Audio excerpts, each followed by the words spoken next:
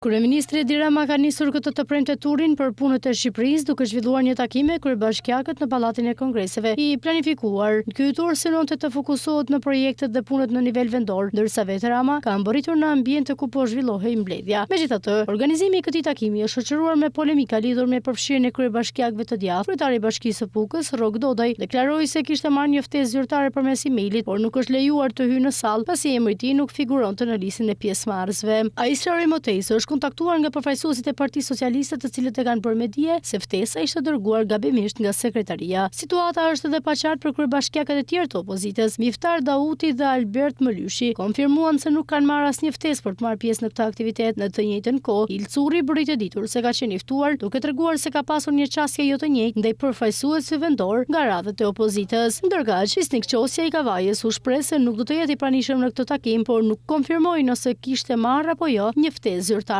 Kjo ka shtuar më tej paqartësinë mbi kriteret e përzgjedhjes së pjesëmarrësve në këtë tur. Nga ana tjetër, burime zyrtare nga Partia Socialiste kanë konfirmuar se ftesat për këtë takim u janë dërguar vetëm kryebashkiakëve që i përkasin kësaj force politike. Ky fakt ka nxitur reagime dhe diskutime mbi përjashtimin e përfaqësuesve të opozitës nga një aktivitet që lidhet me qeverisjen vendore dhe zhvillimin e projekteve në nivel kombëtar.